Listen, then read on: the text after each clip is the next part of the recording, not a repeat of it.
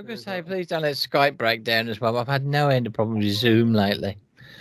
Let me just send the email to our other guy, Jonathan, and he wants to join as well. So I'm just going to shoot your information over to here. It's going to tell Jonathan I'm sending it to him now. Okay. Yeah. He'll be joining us as well. He's on Zoom waiting. He's like, what? You're sending it what? Email? Jonathan, yeah. So, all right, here we go. Good. How's everything going? Fine, thank you. How are you? How are yourselves? We're not too bad. Yeah, we're doing okay. We're excited to talk with you. Thank you for taking the time to do the interview. It's really good of you. Yeah. So how's London? Is that where you are? Now we're central England, not far from Birmingham. Oh, that's cool, the place to be, right? Yeah, my daughter loves it. Well, it has its moments, shall we say? It has its moments. It's where the godfather of rock metal came from, right? Yeah. Sabbath. Absolutely, yeah.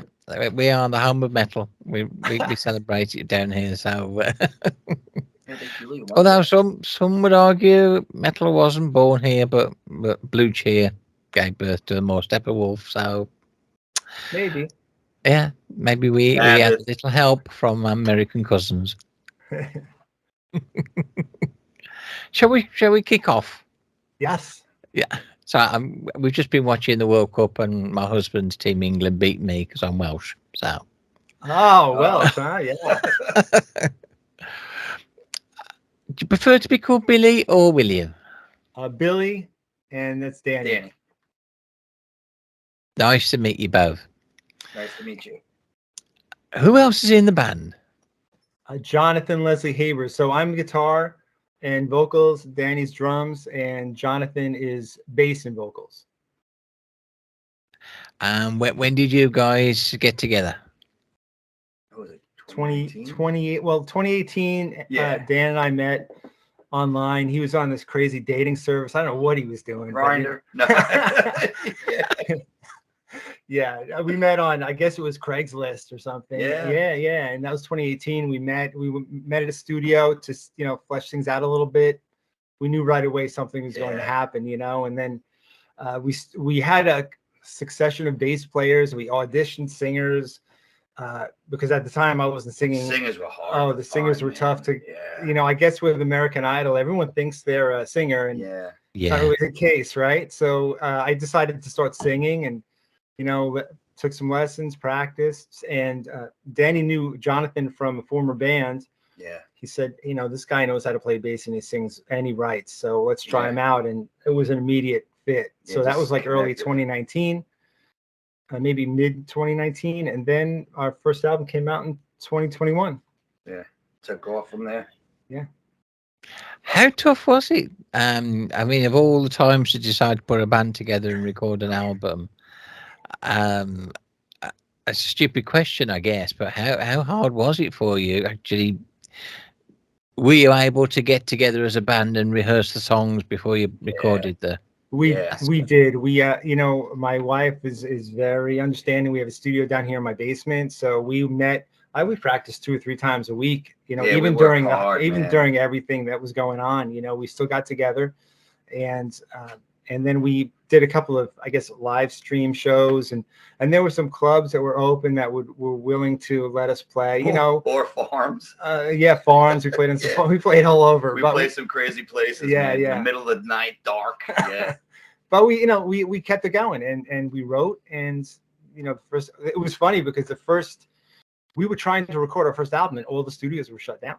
Yeah, that was a crazy time. And there was a guy who was down in South Jersey, which was probably 2.5, 3 hours from here. And he said, and we had to sneak in. Yeah, he said, come in the back door, keep it real quiet, because if they catch me, I'll be in big trouble. Yeah. But we recorded anyway, and it came out fantastic. Yeah. We're really happy with it. It has, yeah. It's some really Great. And then the second album was a snowstorm. It's every time we record, there's like it's like the four horsemen. So we still have 2 left. Some catastrophes, you know. Yeah, our second. Thank you for that compliment, by the way. Thanks. Yeah. I'm glad you like the music, or we are. But yeah. Our second album, we had booked the studio, and the day we were due to go in, we had this freak snowstorm. It was 2 feet of snow. Yeah. And the studio was about a little under an hour away. And, everybody in our family is like, are you crazy? You're going to drive in this weather to record? But it's rock and roll, right? I was called an asshole. Absolutely. Like 14 times. Yeah. Love the T-shirt, by the way. Slayer. Oh, thank you. One of my favorites. Got to represent. Were you guys in bands before this? Oh, I mean, it's a long story, but I couldn't play drums for about 18 years. I had 7 back surgeries. Ooh. So when I answered his ad, and then he, I was like, oh man, I hope I can still play, So, but I was in bands early 90s, 80s, and stuff like that. So once I got myself back going, I wanted to see what I had. And it just took off from there, And speaking of John, I don't know if John's here, but John's been I was in a band with John too. I mean, in between my surgeries, I was able to play for a little bit. I was in a band with him. That's how I met him for about a year. But between, I mean, Bill's tell you about his, but between Bill and Aaron, they have loads of, experience. I used to do comedy. It was a lot easier. Less stuff I had to carry. Yeah. Because you do have a mature sound, that's why I asked. It doesn't sound like an early album, if you know what I mean. It sounds like you've 3 or 4 albums in. Oh wow! Thank you. Thanks very much. Yeah. I was in a number of bands as well. A number of stoner bands, and then some rock bands, some cover bands. 90s grunge cover band, which was fun. But originals where it's at. Yeah, we've been playing for a while, so certainly, when we came together, it worked out well. And that's a funny story. I thought I would be able to come back before my last surgery. I had answered his ad, and then I got the surgery. We were never connected. And that was like years, then fast forward, like 2 years later, it was for that band Access Orbit. I think. Right, Access Orbit. And I loved them. So I was like, oh, yeah. And then the next thing you know, I was like, wait a second. And then it was just like, oh, that's cool. Yeah. So, yeah. I think it helps you. I think that being our age helps our maturity. It does, yeah. I think a lot of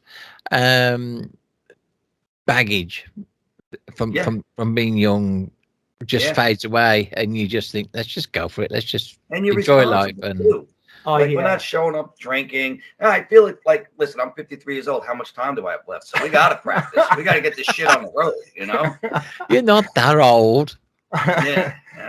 Well, Danny's right though. We all are totally open to playing any gig anywhere at any time. Yeah. We always show up early, show up on time. We practice at least twice a week, sometimes 3 times. In fact, when we were before recording, we practiced every single day before we went in. You know what I mean? So, and everyone shows up, and we do the right thing, which is fantastic. The last show, he was at a wedding, and he left early to go play. I had toe surgery, and I was supposed to rest, and we played. I was bleeding in my shoe. I didn't even care. That's it, man. You got to do it. But that is so refreshing to hear. I mean, you hear we hear so many bands. It's like, we do it sort of. It's not really. We're not really like really that passionate about it. To hear someone like you guys who just are old school, really, in that sense. You're doing it for the rock and roll. It's really good to hear. Oh yeah, it's great. Well, I mean, the bands we grew up with did it. There's guys. I mean, you look at Thomas Hack from Meshuggah. I mean, he had back surgery and he's playing. You know what I mean? Like, Iommi lost half of his finger and he's still playing. Absolutely, he did, yeah. You're gonna have to when I can't play anymore. When I have to be carried, they're gonna have to pull me off of the kit. Really, I'll be at my funeral. That's when I'll stop. Yeah. You mentioned Meshuggah. What would you say are your main musical influences? No, you could say, well, individually or as a whole. Individually and as a whole. What you can go first. What's affected your music? Well, certainly Sabbath, Stevie Ray Vaughan was big for me as a guitar player. Stevie Ray, Alex Lifeson from Rush back in the early Rush days. I mean, that guy was fantastic. He had so many different styles Absolutely, for that band. Of course, the Hendrix, Page, who else? Bands, anything heavy. I was really into, Metallica in their early days. Early days. Van Halen, of course, although I don't play like Eddie, nor do I try to, but just the songwriting, the craftsmanship, and the way they played on stage, they were having fun. You know what I mean? And that's what we love to have fun on stage. So, that's. How about you, Dan? Me, Bill Ward, Ginger Baker. It's all England, man. Mitch Mitchell. I love those guys. Stuart Copeland, though, he's from America. I mean, and Neil Peart. The master. Really, Bill Ward and Ginger Baker were my huge influences. The way they hit the drums. I'm not into fast fills. I like my fills to talk. I like to hit the drums a certain way. I hit them angry. But I liked a lot of power trios. That's why I loved Cream. I loved Rush. I loved Triumph. I love a lot of, and Sabbath was just blew me away. The first time I heard them. Oh yeah. Was Forget just, it. Forget it. I mean, honestly, Pink Floyd was my 1979. My mother got me my first album that I owned. Gilmore too for me. Yeah. When I listened to The Wall, when I listened to that album, because it was brand new, it was my first record that I owned, my first stereo. I was like, yeah, I'm going to be a musician. And that was it. Absolutely. What an amazing album that is as well. Yeah. Oh yeah. Your debut LP, as I say, was recorded in lockdown in 2021, which was no mean feat, getting an album out in 2021. So credit to you guys for doing it. But you've now got your second LP out, called Origins. That was out in June, I believe. Yeah. Yeah. June-ish. That's an independent release, isn't it? So you put it out yourselves. Yep. So how can people get a hold of the album? Oh, well, IndusValleyKings.com certainly has a link to all of our other social media pages, including Bandcamp. That's where you can buy it on Bandcamp. You can either download it or buy a hard copy. Cool. We have really cool T-shirts there as well. Yeah. Funky. Yeah. And then this one is crazy. This one here. That's nuts. Oh yeah. Yeah. So, but we have cool. Thanks, Danny. But we have Bandcamp. Of course, we're on all of the other pages as well. Apple and Spotify, etc. Amazon Music. But certainly, I think most people they'll go to YouTube to listen to us as well, although it's very hard to monetize any of that, right? So yeah. We see 50,000 plays and we're like, oh, it would be nice to have 50,000 sales, that would be fantastic. Yeah, it gets expensive touring, man. Yeah, it does. Yeah, I'm tired of selling my body. I can't do it anymore. I'm exhausted. There's an Aaron Bale calling. Yeah, that's him. Can you let him in? I'll let.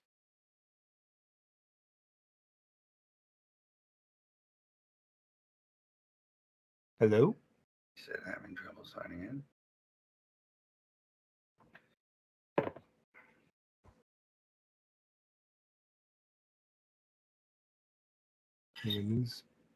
Before I die, we got to play England. I might go to Greece next year. Do we lose Roxy?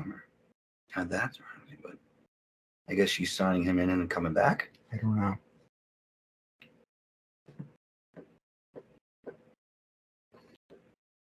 Yeah, but we can message her. Is there a way to text? Chat. Maybe chat. Where? Right on the bottom right there.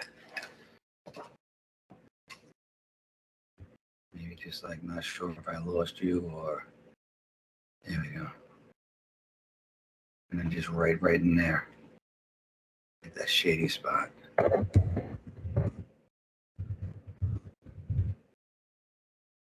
Oh, the joys. Hey! Did you get him or no? I think so, but I think it cut you guys off as well. So I'm just trying to get him to join this call. Yeah, these are very challenging times. He's in the Secret Service, so we're not sure where he is. He has 4 different names. I was one of these secret ones. He's a spy. He's a spy. How do we join him?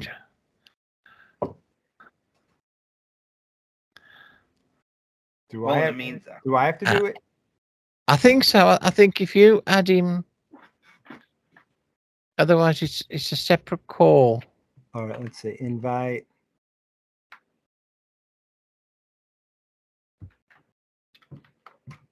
Or add Skype contacts? No, he's not a Skype contact, but we'll get him. We'll get him. We'll track him down like the CIA. Yeah. What's your Skype ID? That's what he said. I sent it to him.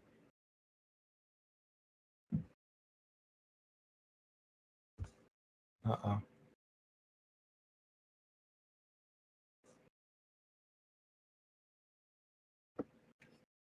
I don't see Roxy anymore.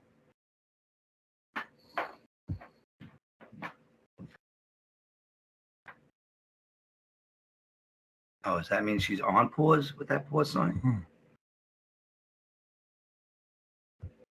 How then? Hello there. Are you there? Hello again. Hey, sorry. This is like a magic trick. Yeah. I know. It's like the cloud. Nobody knows how the damn thing works. It just. Oh yeah, I don't ask. I don't even play with. I play around with it. No, well, I send stuff to it, but I have absolutely no idea where it is. Yeah, I just that's why I came here, because I know that I would have total issues. I throw my computer through the wall. Yeah, I don't know if I lost you when I tried to invite him, or let me see if I can share the link you sent. Share a link to others to join. Okay, hold on. Is that Zoom though? No, we'll get it. We'll get it. Right? Yeah, because we need to invite him. Let's see. Yeah. Well, do you have questions for us? Because I don't want to hold this up for. That's fine. That's fine. We'll just carry on as we are, and if Aaron can join in, then fantastic. As I say, I was talking about your album being independent release. Do you prefer that? I mean, without the would you like to be on a record label, or would you like to stay independent and have that creative freedom? Well, that's a great question. We certainly have been approached by a number of labels. I bet you have. I'd be very surprised if you hadn't. And well, thank you for that. And the challenge is sometimes they ask us to do things that we're not quite comfortable with. For example, taking down our entire Bandcamp page and putting everything on their page when we've already generated a lot of fans and so we're trying to determine what the best steps would be for us. Certainly, we probably get more publicity. We may get some additional shows that cater to that record label. Certainly, it's a different world. It's a different world than it used to be, and even back in the day, as you know, a lot of the artists thought they were getting this money handed to them when in fact no, they had to pay it all back. At the end. We own our songs. Like it's a different world now with the catch-22 with the music download sites like Spotify and all that. You don't make as much, but it also empowers smaller bands like us to try to get a certain way and share our music all over the world. Whereas back in the 80s and 90s, you're hustling and bustling to try to get to like the big cities like Manhattan, let's say, with a portfolio and a press release and a CD that you spent thousands on, only to be turned away at the door by a doorman that knows nothing about music. Now we have more power, and record companies can see that. And nowadays, it's more, a lot of these record companies rely on vinyl and more like trying to get you on shows and festivals, where they're almost like a band manager as opposed to being a record label. Absolutely, yeah. So, but as long as we can own our own music and get freedom, back in the day, I don't know if you're allowed to say names, but like Interscope back in the day, that's why like a band like Helmet signed, they had more musical freedom. As long as we have our freedom and we're not being, held by a dictator, we're open to it, But if the freedom is gone, we'd rather do it this way. It's best just to stick to your guns because it's so easy to fall into the traps with these people, and you deserve to play the music that you love because you're so passionate about it. So you deserve to do that. How would you say the music has evolved between the two albums? Was it lessons learned from the first one? I think not as us personally, but as musicians with a band, it just, you could hear it from other bands too. It's a maturity level. You become comfortable with each other, and I feel like between that album and this album, there was a comfortability. Even playing in my part, I was a little bit more loose on the second album, where I was very rigid on the first album because I wasn't as experienced in the studio. I personally hate playing in the studio because I almost feel like you don't have the freedom. But the second one, I was loose, and it was nice. It also works on the engineers. If you could tell, if you compare both of them, it's a completely different sound as far as drums go and even guitar goes. So even the sound goes, Yeah, we knew what we wanted. Well, interestingly, both albums we recorded live in the studio. Yeah, so we just will. We just went in there and knocked it out. The only thing we did was we went back in and recorded the vocals over again because we wanted them to be, nice. But I think, interestingly too, on the first album, many of the songs Danny and I had kind of written before Jonathan joined the band. So in this new album, it gave him an opportunity to kind of give more of his input into the song, the overall song development. Yeah. So it's definitely a growth for us. You can hear there's still some really heavy stuff on there and some doomy, absolutely there stuff. is. But there's some stuff that's all, I wouldn't say it's progressive, but it takes some chances. Yeah, like that's the thing. You got to find that even, like, you want to still please the people that like you, but you also don't want to become stale. So you want to kind of reinvent yourself, but not so much to the point where like Rush was kind of unhappy a little bit with their synthesized type of albums. So they returned back to their roots. So I think you have to have that like nice balance, like keeping our style, but kind of reinventing it to keep everybody, like, oh wow, that was cool, but it's still Indus Valley Kings. Having our signature on it, but yet keeping it interesting. And a lot of the songs on this new album grew from jams. So we were just jamming on ideas, and we'd play for, what does Jonathan say? Aaron would like to Skype. It's free. Oh, so yeah, we were just writing jams, and then we'd use them as parts for songs. So it was great. It really. Have you had a chance to dig into the new album? I have indeed, and that's why I was on about the maturity sound. But you also do have that live sound. There's so much music now is recorded to click tracks on Pro Tools. I don't do click tracks. And they don't fool anybody really with it. It's not the same as having a live band feeding off each other, and it's just more. It sounds more human, and I think metal and rock is a very human kind of music. Mm-hmm. And you capture the emotion. It's not absolutely you do. Sterile. It's not sterile, like doing it in different.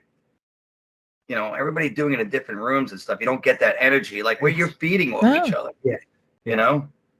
It's nice to look over at each other when we're playing. We know we're recording the album, but still we're in the same room down here 2 or 3 times a week, and now we're just in another room doing the same thing, and you can lean on each other and trust each other that, here comes that part that's really, really kick ass, Talking of live, you got any live shows planned? We do. We're playing this Friday just outside of Philadelphia. And then the following Friday, we're playing in upstate New York. And then the Friday after that, or the Saturday after that, we're driving down to Virginia to play in Chesapeake, Virginia, at a place called Riff House. So we're playing at the Nail, then we're playing at the Green Growler, then we're playing at the Riff House Pub, which is a great place for live music down in Virginia. It's fantastic. You need to play over in England, man. That's I know. That's what. Yes, we've got to get I'm dying to play there. But I might not come home. My daughter was in Scotland, and she went to England to go see the band Conan, and she was like, "Oh my God, I want to live here." And She loved it. She loved it.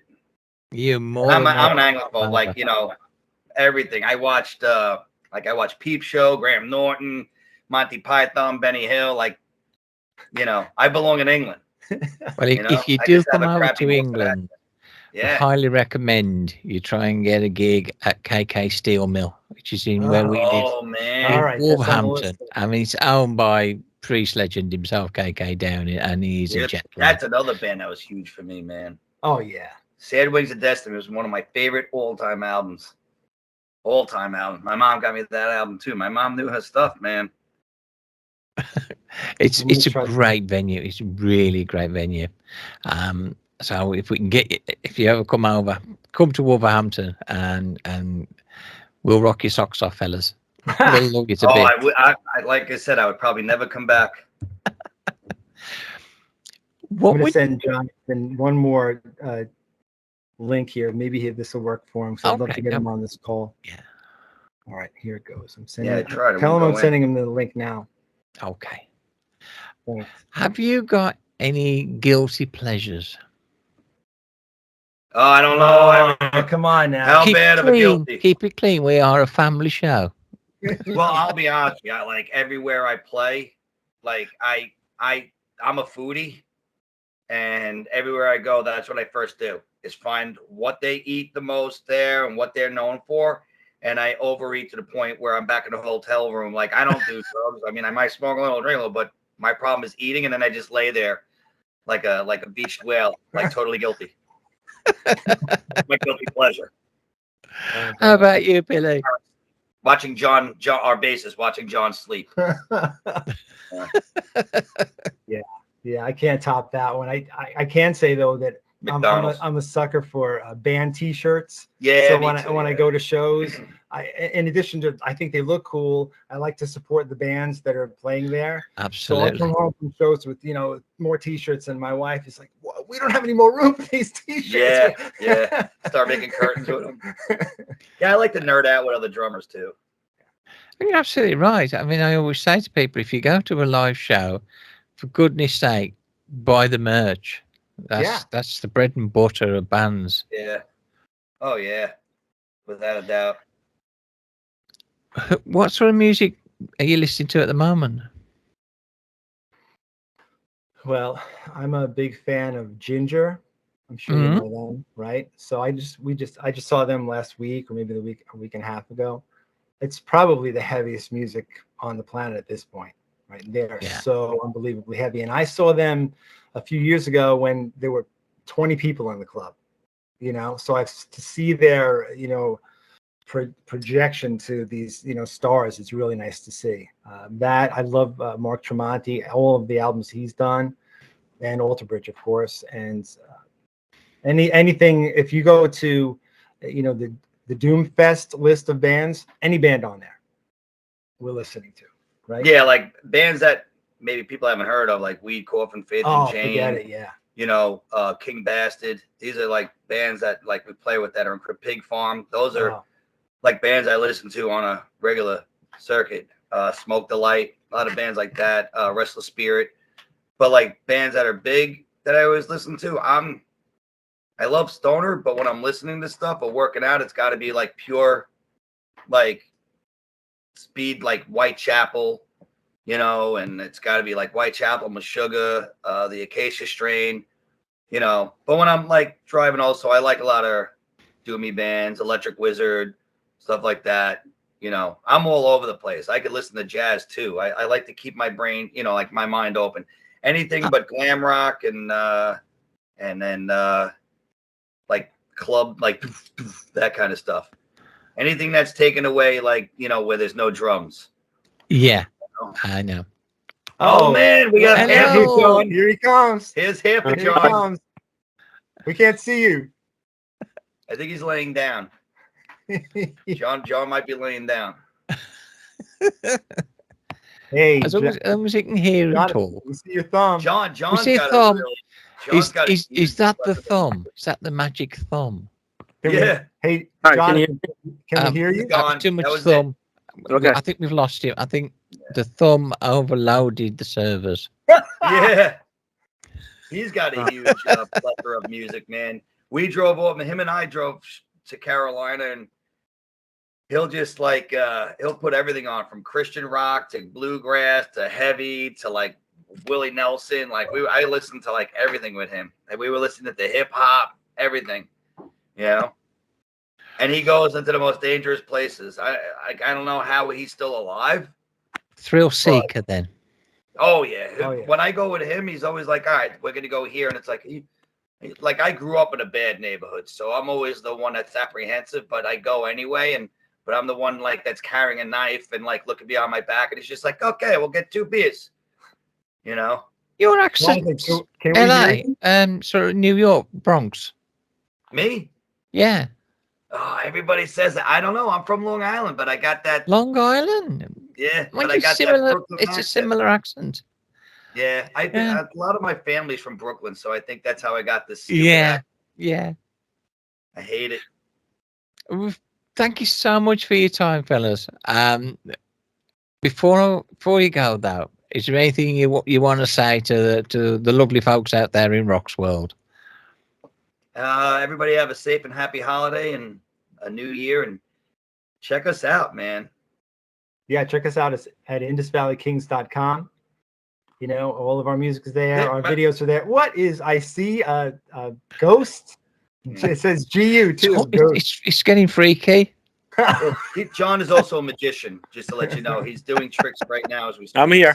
You can hear me. Hey. I was just saying, is there anything you'd like to say to the people out there in Roxland? What part of England are you from? From the Midlands, Wolverhampton. Home of metal. Cool. By Birmingham. Yeah, Birmingham. It's probably a place you'd know. All right. Yeah. That's where it's at, man. We want to play in England so bad. Yeah. So that's another message to the people out there, especially the people. Yes, lobby your venues and lobby your tour promoters and everybody. Get these guys. Indus Valley Kings, man, get them over to the UK. And in the meantime, buy this album because it kicks ass. Oh. Yeah, thank you. Thanks, Roxy. You're the greatest. Thank you so much for your time, boys. Thank you so much. Have a happy holiday. Happy holidays. Keep the faith. Bye. Bye.